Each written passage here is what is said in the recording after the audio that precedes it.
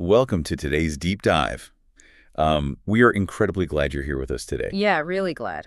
because if you've ever found yourself, looking at the landscape of modern success and wondering how the top players actually design their careers from the ground up. Right, the actual architecture of it. Exactly. You are in the exact right place. Today we've got a really fascinating stack of source material, and it was actually provided by you, the listener.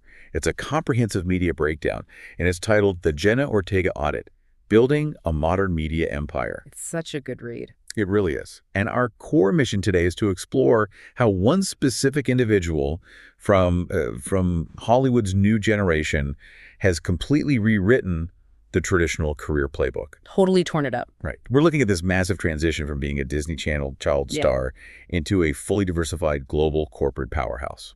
Okay, let's unpack this. I think it's such a compelling read because, well, we spend so much time analyzing tech founders or Wall Street CEOs, right? But the entertainment industry is undergoing this massive structural shift right now. And the strategy we're looking at today is, honestly, it's the perfect case study for that shift. It really is the blueprint. Yeah. The first thing we really have to wrap our heads around is that the highly successful modern actor, they don't just act anymore. No. They operate as a diversified corporation. The acting itself, that's almost just the research and development wing of a much larger enterprise. The R&D wing. I love that framing.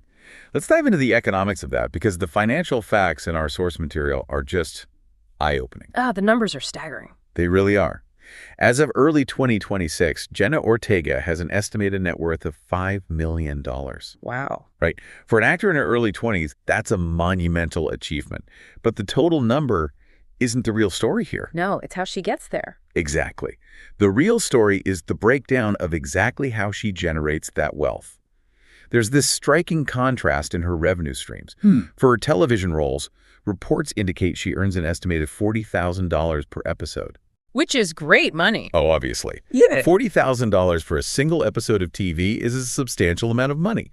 But then you look at her social media presence. This is the crazy part. Data suggests she commands upwards of $78,000 for a single sponsored post. Yeah. She is making almost double her episodic television salary for an Instagram post. What's fascinating here is how clearly this illustrates the concept of audience portability. Break that down a bit. Well, in the old Hollywood model, the television or film salary, that was the absolute end goal. You get the big contract. Exactly. You worked your way up to command $1 million an episode, and that was your primary source of wealth. The studio owned the distribution, they owned the audience, and they just cut you a check for your labor. You were essentially just an employee. Exactly. Yeah. But today, the traditional acting fee is just the mechanism used to build the audience. It's essentially a customer acquisition cost. Oh, that's a great way to put it. She's utilizing the massive reach of a streaming platform to funnel viewers into her own proprietary network. Her social media channels. Right. So she spends weeks,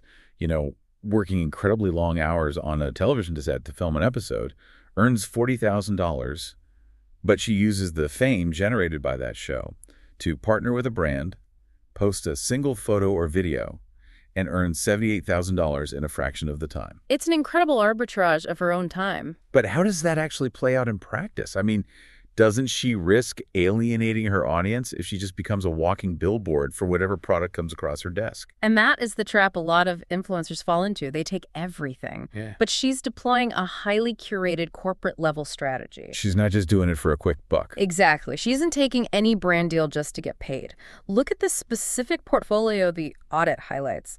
We are talking about major long-term campaigns with Adidas, Christian Dior, Neutrogena, and Prada. That is a wildly diverse portfolio. It really is. I mean, you've got accessible everyday skincare with Neutrogena, global sportswear with Adidas, and then you pivot straight into heritage luxury with Dior and avant-garde high fashion with Prada. Yeah. She's capturing both the aspirational luxury market and the accessible everyday market simultaneously. And that's entirely by design. She's covering multiple demographic sectors while maintaining this premium aura. It wasn't always like this, though, right? Oh, not at all. The traditional actors of the 90s and early 2000s used to view commercial work as selling out. Oh, right. They'd quietly shoot a perfume commercial in Japan. Right, and just hope nobody in the U.S. ever saw it. Exactly. But today, the dynamic has flipped completely. The television show is essentially the commercial for the actor's brand, and the brand partnerships are the prestige play. Prestige play. Yeah. Our source material calls her a blue-chip fashion investment. Wow. She's providing stability, cultural relevance, and guaranteed engagement rates that simply outpace traditional ad buys for these legacy fashion houses. It's a fascinating parallel for anyone in business, really. Think about your own day job. You listening right now. Your primary skill or your core area of expertise. That's your acting. Yes, that's your acting. That's the R&D wing we talked about earlier. Yeah. But once you've established that foundation and built a professional reputation or a client base, the real question becomes, how portable is your audience? Right. Are you stuck in one ecosystem? Exactly. Are you leveraging your core expertise into speaking engagements, consulting, or strategic partnerships? Yeah. The underlying foundation is just the key to unlocking those diversified opportunities. But building an empire requires that foundation to be strong. And it also requires a massive catalyst. A spark. Yeah, you can have all the strategic brand partnerships in the world, but without an engine driving the cultural relevance, the engagement metrics eventually drop off. Which brings us to the engine driving her current success. Her role as Wednesday Addams. Massive. When she took on that role, it wasn't just a hit show. It became a global cultural phenomenon almost overnight. It transformed her into a household name and firmly cemented her status among Hollywood's A-list elite. It completely changed the trajectory of her career. But having a massive hit on a streaming platform is really only half the battle. The real test is how you manage the momentum of that hit. And managing momentum in the streaming era is notoriously difficult. Because of the algorithm, right? Yeah, because of the algorithm's binge and forget cycle. A show drops, it dominates the cultural conversation for a single weekend, and by Tuesday, the algorithm has moved the audience onto the next piece of content. It's so fast. But the audit details how they're actively combating that cycle with the release strategy for the show. Right. The highly anticipated second season was released using a really clever split release strategy. Part 1 dropped in August of 2025, and Part 2 followed a month later in September of 2025. So smart. And on top of that, production for Season 3 is already officially underway. They are artificially elongating the water cooler effect. If we connect this to the bigger picture, it's a masterclass in platform leverage. How so? Well, Netflix provided the global vehicle that took her from a successful working actor to a global superstar. But the true genius lies in the fact that she isn't letting the streaming giant entirely dictate her future. Right. By splitting the season, Netflix gets to retain subscribers across multiple billing cycles, sure.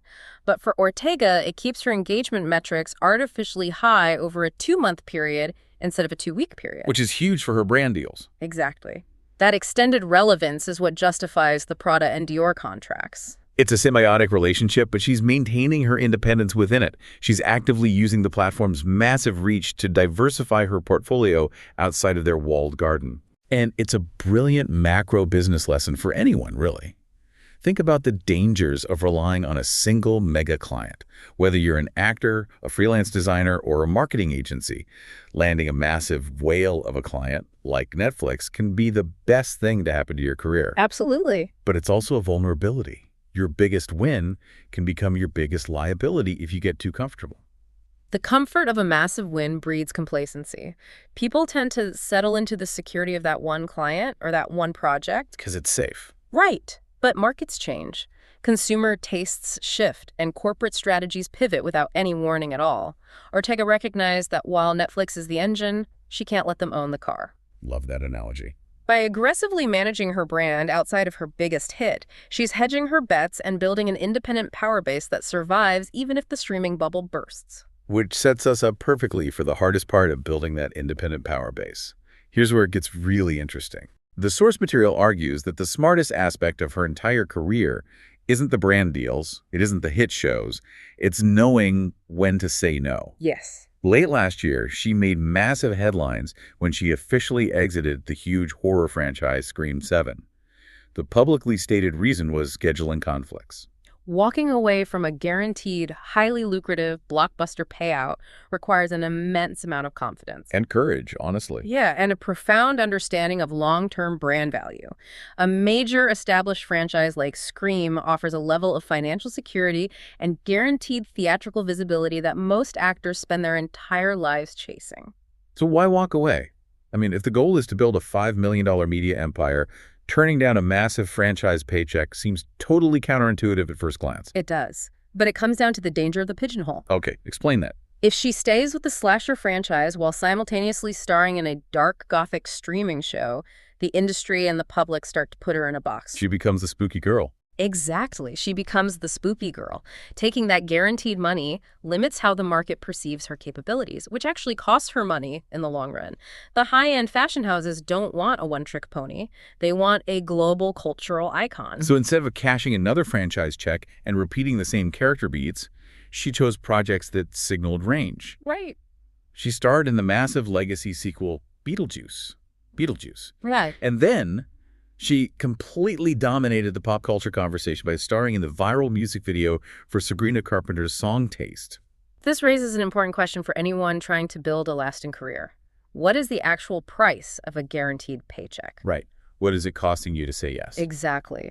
By choosing a prestige legacy sequel like Beetlejuice, she's aligning herself with legendary directors and veteran A-listers that elevates her own status. It puts her in a completely different tier. And the Sabrina Carpenter music video is an incredibly savvy cross-pollination of audiences. You're combining Gen Z pop music fans with her own dedicated fan base to create this massive cultural multiplier effect. It's transcending a single genre. She isn't just the horror girl or the streaming girl.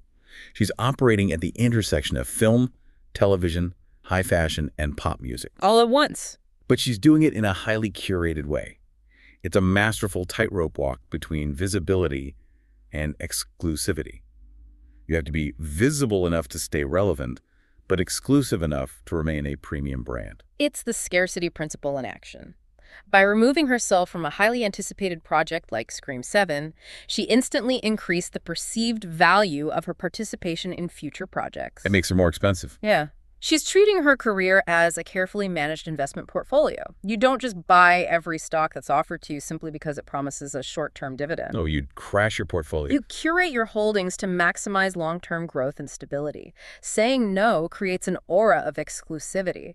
It tells the studios, the fashion houses, and the audience that her time is her most valuable asset, and she won't compromise her brand equity for an easy payday. So what does this all mean for you listening right now? If we look back at the entire landscape we've just mapped out, Jenna Ortega is providing a masterclass in modern celebrity branding. Without a doubt. We're looking at someone who successfully navigated the notoriously difficult leap from Disney Channel beginnings to establishing a $5 million empire by her early 20s. And she didn't do it by accident. No, it was calculated. She did it through strict brand protection, strategic diversification, and a deep understanding of audience portability. It's the full evolution of the talent as a business model. Yes. She leverages traditional platforms like television to build audience capital. She funnels that capital into her own proprietary social networks. She monetizes that attention through high-end corporate partnerships. And most importantly, she rigorously protects her brand equity by refusing to be defined by any single corporate entity, even if it means walking away from guaranteed money. the audit actually wraps up by posing a question to its readers, asking fans if they think she'll primarily stick to dark, gothic roles moving forward, or if she'll pivot to something completely unexpected next. It's a good question. It is. But looking at everything we've just unpacked today, there's a much deeper, more provocative thought for you to mull over as we wrap up. Let's hear it. If walking away from a massive, guaranteed franchise payout like Scream 7 is the exact strategic move that solidifies a bulletproof modern brand, is the traditional Hollywood model of riding a franchise until it dies officially obsolete. Oh, that is a big question. Right. Could the ultimate flex for the next generation of creators, and maybe even for professionals navigating their own industries, simply be the willingness to walk away? In a world where everyone is desperately trying to hold on to relevance and squeeze every last drop out of a single success, The person who willingly steps back from the table might just be the one holding all the actual power. It's definitely something to chew on as you navigate your own professional path and weigh the true value of your own yes and your own no. Absolutely. Thank you so much for joining us for this conversation today. We always appreciate you sharing your time and curiosity with us. We'll be back with another deep dive very soon.